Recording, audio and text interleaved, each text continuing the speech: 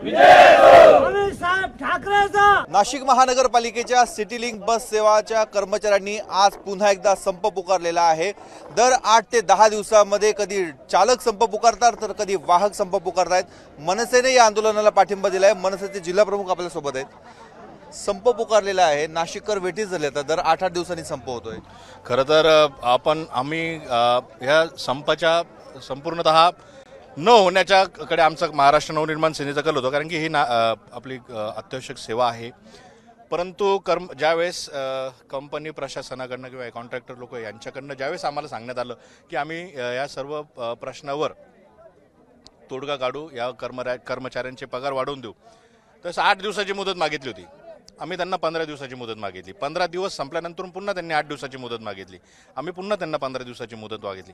अशा प्रकारे त्यांनी ज्यावेळेस कर्मचाऱ्यांना म्हणा किंवा महाराष्ट्र नवनिर्माण सेना या सर्वांना गृहीत धरलं की आपण यांच्याकडे टाईम मागितला तो दिला जातो। खरं तर ही नाशिककरांची किंवा काही विद्यार्थ्यांची कर्मचाऱ्यांची गैरसोय होऊ नये याच्याकरता आमचा जास्त कल होता। परंतु आज शनिवार आणि रविवार आहे, त्याच्यामुळे बहुतांश शाळांना सुट्टी आहे आणि कर्मचारी वर्गही घरी असतो।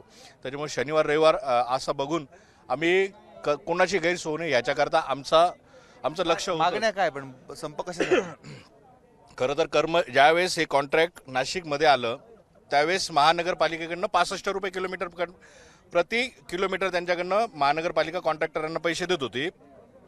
त्याच्यानंतर ते आता त्याच्यात वाढ होत ते एका ठराविक रकमेपर्यंत गेले। त्यांचे जवळजवळ 75 ते 80 रुपयाच्या दरम्यान ते त्यांना महानगरपालिका पैसे देते। आणि तेच आपण बघायला गेलं तर या कर्मचाऱ्यांना 68 पैशांनी हे लोक पेमेंट दिलं जातं। म्हणजे इतकी मोठी तफावत आहे। आपण समजू शकतो गाडीचा मेंटेनन्स आहे किंवा CNG किंवा बाकीच्या काही गोष्टी, परंतु हा जो म्हणजे कर्मचाऱ्यांची किंवा ड्रायव्हर लोकांची जी पिळवणूक आहे ती महाराष्ट्र नवनिर्माण सेना सहन नाही करणार। पण मग जे ठेकेदार आहे त्यांच्या विरोधात तुम्ही आंदोलन करायला पाहिजे।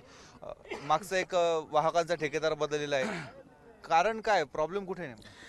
प्रॉब्लेम इथं असा आहे की मी तुम्हाला आता जसं मगाशी सांगितलं की यांना फक्त तोंडाला पानं पुसायचे, कर्मचाऱ्यांच्या तोंडाला पानं पुसायचे, वेळ मारून न्यायची, ही भूमिका यांनी केली होती। यांनी महाराष्ट्र नवनिर्माण सेना काय प्रकारे आत्ता तर आम्ही शांततेत आंदोलन चालू आहे, परंतु यांनी कधी ठोस काही भूमिका घेतली नाही। तर निश्चित महाराष्ट्र नवनिर्माण सेनेच्या पद्धतीने आंदोलन करेल। पण मग ठेकेदारांना ब्लॅकलिस्टमध्ये टाकावं, त्यांच्यावर कारवाई करावी अशी मागणी नाही आपली? ठेकेदारांना खरं तर आता इथून आम्ही महानगरपालिका आयुक्तांनाच भेटायला जाणार आहोत आणि मी तिथे या सर्व गोष्टींचं म्हणजे त्यांना भेटून मागे एकदा त्यांनी सांगितलं होतं की मी भेटून त्यांना सांगेन।